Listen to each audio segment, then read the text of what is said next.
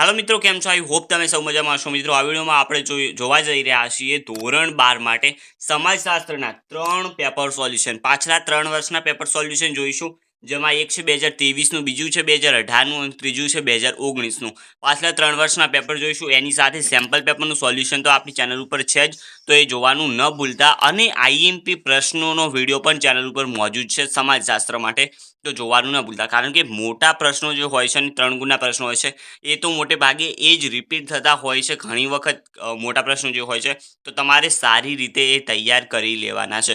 Channel ઉપર નવા હોય તો એકવાર જરૂરથી ચેનલ સબસ્ક્રાઇબ કરી દેજો. ચાલો જોઈ લઈએ વિભાગ એથી આપણે. ભારતનો સર્વોચ્ચ નાગરિક એવોર્ડ કયો છે? ભારત રત્ન આવશે. આદિવાસી સંસ્કૃતિમાં શાના દર્શન જાય છે? તો ઉપરોક્ત તમામ. તો માન્યતા, જીવન રીતિ અને રિવાજો બધું જ આવે છે એમાં. અનુસૂચિત જાતિનું સૌથી વધુ પ્રમાણ પંજાબમાં આવેલું છે. 1901માં ભારતમાં જાતિનું પ્રમાણ કેટલું હતું? 972. સંસ્કૃતિકરણ માટે શ્રીનિવાસે સૌપ્રથમ કયો શબ્દ પ્રયોજ્યો હતો? બ્રાહ્મણીકરણ આવશે. ફિલ્મ જગતનો પ્રતિષ્ઠિત એવોર્ડ કોના નામે આપવામાં આવે છે? દાદા સાહેબ ફાળકે. બ્રહ્મ સમાજની સ્થાપના રાજારામ મોહન રાય. પંચાયતી રાજની સ્વતંત્રતા પાયાથી શરૂ થવી જોઈએ. આ વિધાન કોનું હતું? તો મહાત્મા ગાંધીજીનું. ઘરેલું હિંસા અધિનિયમ ક્યારે થયો? 2005માં આવ્યો છે. વિશ્વ એડ્સ દિવસની ઉજવણી 1 ડિસેમ્બરે થાય છે. બ્લુપ્રિન્ટનો વિડીયો ન જોયો તો ચેનલ ઉપર તમને મળી જશે. બ્લુપ્રિન્ટ થોડી આ વખતે અલગ છે. વિભાગીય 1 માર્ક્સના પ્રશ્નો. બૌદ્ધ ધર્મનું ધાર્મિક પુસ્તક ત્રિપિટક. અનુસૂચિત જાતિનું સૌથી ઓછું પ્રમાણ કયા રાજ્યમાં છે? મિઝોરમમાં. કેટલા ટકા? 0.1%. જાદુના પ્રકારો 2 છે, કાળું જાદુ અને સફેદ જાદુ. સાયકલ સહાય યોજના કોને આપવામાં આવે છે? તો કન્યાઓને. સંસ્કૃતિકરણનું સમન્વય કઈ પ્રક્રિયાથી થાય છે? વૈશ્વિકીકરણથી. વિશ્વમાં પ્રથમ પ્રિન્ટિંગ પ્રેસનો પ્રારંભ ક્યાં અને કોણે કર્યો હતો? તો જર્મનીમાં થયો હતો. ગુટેનબર્ગે કર્યો હતો. ભારતમાં રંગીન ટેલિવિઝનનો પ્રારંભ 1982માં. પંચાયતી રાજનું ત્રિસ્તરીય માળખું કઈ સમિતિએ આપેલું છે? બળવંતરાય મહેતા સમિતિ. બોસ્ટલ શાળાની સૌપ્રથમ સ્થાપના ક્યાંથી? ઇંગ્લેન્ડના બોસ્ટલ નામની શાળામાં. એચઆઈવીનું પૂરું નામ હ્યુમન ઇમ્યુડિફેન્સની વાયરસ. ઓકે, એ રીતે યાદ રાખશું સ્પેલિંગ સાથે. વિભાગ સી. ભારતમાં અપાતા ભારતીય સેનાના એવોર્ડ કયા છે? તો પરમવીર ચક્ર, મહાવીર ચક્ર, વીર ચક્ર, અશોક ચક્ર, કીર્તિ ચક્ર, શૌર્ય ચક્ર. ટોટેમ બાદ તમને ત્રીજા પાઠમાં મળી જશે. થોડો મોટો છે, સારી રીતે લખવાનું છે. લિંગ પ્રમાણ એટલે શુદ્ધ. તો એ દર 1000 પુરુષોએ સ્ત્રીઓની સંખ્યાને લિંગ પ્રમાણ કહે છે અથવા તો જાતિ પ્રમાણ કહે છે.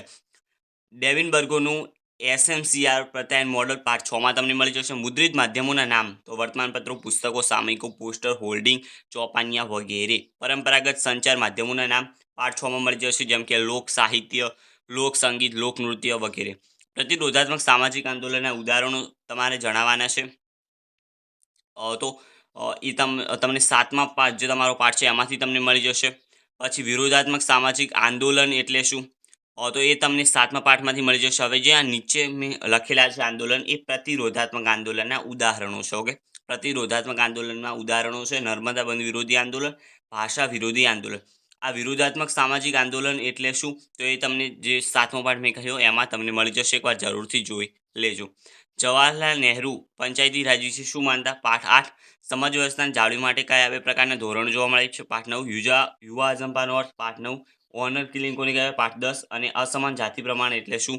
એ પણ તમને એ જ પાઠમાંથી મળી જશે. વિભાગ ડી આપેલો છે. શીખ સમુદાયનું ધાર્મિક પુસ્તક કયું છે અને તેના 5 ક. પાઠ 2. ભારતીય આદિમ જાતિઓનું વર્ગીકરણ ભૌગોલિક રહેઠાણની દ્રષ્ટિએ. પાઠ 3. સ્ત્રી કલ્યાણલક્ષી કાનૂનના કોઈ પણ 6 નામ. પાઠ 4. ટૂંક નોંધ લખો સ્ત્રીઓના બંધારણીય અધિકારીઓ. પાઠ 4. પ્રભાવિત જ્ઞાતિના માપદંડો. પાઠ 5માંથી મળી જશે. આ તમામ પ્રશ્નો તૈયાર કરવાના છે તમારે. કમ્પ્યુટર વિષયનો ટૂંકમાં પરિચય. પાઠ 6. મોબાઈલ વિષયનો ટૂંકમાં પરિચય. પાઠ 6. ગ્રામ પંચાયતના કાર્યો. પાઠ 8. પંચાયતી રાજની નકારાત્મક સામાજિક અસરો. પાઠ 8. સુધાર શાળાઓનો ટૂંકમાં પરિચય. પાઠ 9. પ્રોબેશન વિશે ટૂંક નોંધ. પાઠ 9. એડ્સ એટલે શું? એડ્સની કેવી રીતે ફેલાય છે? પાઠ 10. અને એડ્સ કેવી રીતે ફેલાતો નથી? પાઠ 10માંથી મળી જશે. મોટા પ્રશ્નો છે, તૈયાર કરવાના ન ભૂલતા બિલકુલ બી. ભારતનું સાંસ્કૃતિક વૈવિધ્ય જણાવો. પાઠ 1. ગ્રામીણ સમુદાયનો અર્થ અને લક્ષણો. પાઠ 2. સંસ્કૃતિકરણની પ્રક્રિયાના પાસા. પાઠ 5. વૈશ્વિકરણના લક્ષણો. પાઠ 5. સુધારાવાદી સામાજિક આંદોલન અને ક્રાંતિકારી સામાજિક આંદોલન વચ્ચેનો તફાવત. પાઠ 7.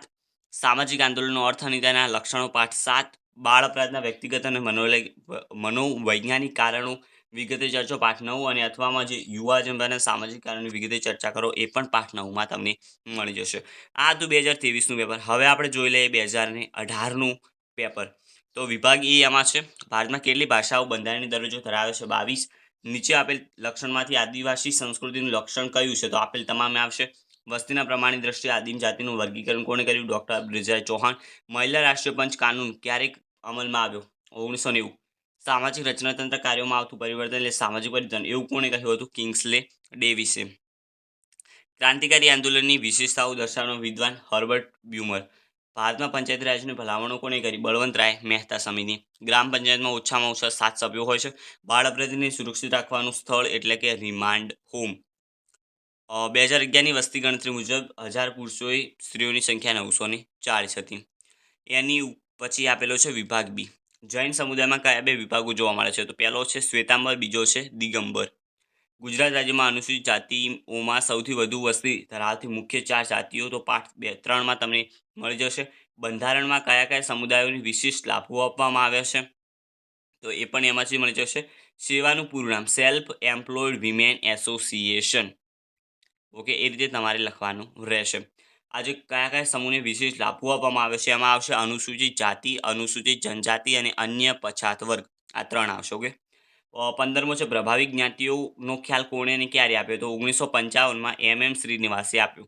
ઉદારીકરણની વ્યાખ્યા આપવાની છે. તો રાજ્ય સરકારની ખાનગી ઉદ્યોગોને પ્રોત્સાહન આપવા હસ્તક્ષેપ વગરની નીતિ એટલે ઉદારીકરણ. ભારતમાં સ્વચ્છતા અભિયાનનો પ્રારંભ ક્યારે થયો? 2 ઓક્ટોબર 2014. 2 ઓક્ટોબર 2014. પંડિત જવાહરલાલ નહેરુ પંચાયતી રાજ વિશે શું કહ્યું છે? તો પાઠ 8. બાળ અપરાધી કોને કહેવાય? પાઠ 9 અને સામાજિક સમસ્યાની વ્યાખ્યા પાઠ 10માંથી તમને મળી રહેશે. વિભાગ સી તમે અહીંયા જોઈ શકો છો. એકવાર જરૂરથી વિડીયો પોઝ કરી જોઈ લેજો.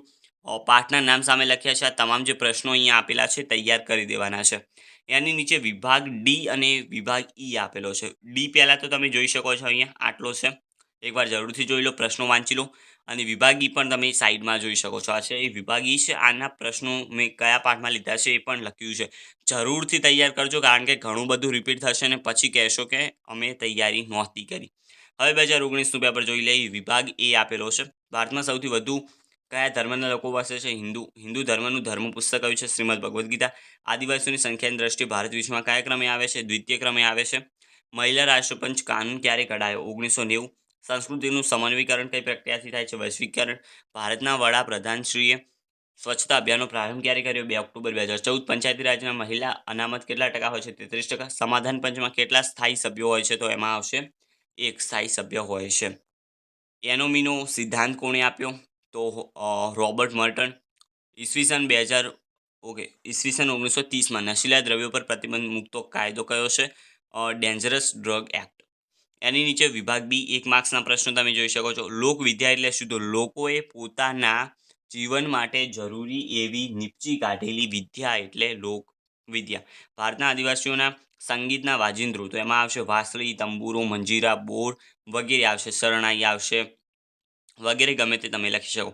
ભારત સરકારે મંડળ પંચની ભલામણોનો અમલ ક્યારથી કર્યો? તો એ પણ તમારે એકવાર લખી દેજો. સેવાનું પૂરું નામ સેલ્ફ એમ્પ્લોયડ વિમેન એસોસિએશન. ઉદારીકરણની શરૂઆત ક્યારે થઈ? 1991. વૈશ્વિકરણની દ્રષ્ટિએ કયા નવા આંદોલનનો જન્મ થયો છે? પાઠ 7માં તમને મળી જશે. બ્રહ્મો સમાજની સ્થાપના કોણે કરી? રાજારામ મોહન રાય. ડીડીઓનું પૂરું નામ ડિસ્ટ્રિક્ટ ડેવલપમેન્ટ ઓફિસર, જિલ્લા વિકાસ અધિકારી. બાળ અપરાધી કોને કહેવાય? પાઠ 9. અને સામાજિક વિમુક્તતા એટલે શું? પાઠ 10માંથી તમને મળી જશે. વિભાગ સી તમે પછી અહીંયા જોઈ શકો છો. પ્રશ્નો તમામ તૈયાર કરી દો. એની સામે મેં પાઠના નામ લખ્યા છે, શોધવાની જરૂર નથી. એ પાઠ સીધો ખોલી દેવાનો છે તમારે. અને વિભાગ ડી આપેલો છે અહીંયા તમે જોઈ શકો છો. એ પણ એકવાર વાંચી લો સારી રીતે અને જોઈ લો, પ્રશ્નો ટીક કરી દો. વિભાગ ઈ છે એ તૈયાર કરવાનો જ છે. ભારત બહુધર્મી દેશ છે. બીજા પાઠમાંથી મળી જશે. મહિલા સશક્તિકરણની વ્યાખ્યા અને તેનું મહત્વ. પાઠ 4. મહિલાઓને રક્ષણ પૂરું પાડતા કાયદાઓ. પાઠ 4. સંચારનો અર્થ સમજાવી તેની લાક્ષણિકતાઓ. પાઠ 6. વિજાણુ સમૂહ સંચાર માધ્યમ રેડિયોની સમજૂતી. પાઠ 6. બાળ અપરાધીની વ્યાખ્યા. બાળ સુધારની સંસ્થાઓ વિસ્તારથી સમજાવો. પાઠ 9. બાળ અપરાધના કારણોની વિગતે ચર્ચા કરો. એ પણ પાઠ 9માં છે. અને એઇડ્સના કારણોને વિસ્તારથી સમજાવો. પાઠ 10માં તમને મળી જશે.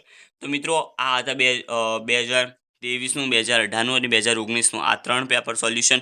આઈ હોપ તમને ખ્યાલ આવી ગયો હશે. જે પણ પ્રશ્નો આમાં છે જરૂરથી તૈયાર કરજો. ઘણા બધા પ્રશ્નો રિપીટ થશે. આની સાથે સેમ્પલ પેપર સોલ્યુશન એકવાર જોઈ લો અને આઈએમપી પ્રશ્નોનો વિડીયો ચેનલ ઉપર છે, એકવાર જરૂરથી જોઈ લેજો. વિડીયો લાઇક કરી દેજો, ચેનલ સબસ્ક્રાઈબ કરી દેજો. મળીશું નવા વિડીયોમાં. ત્યાં સુધી ગુડ બાય.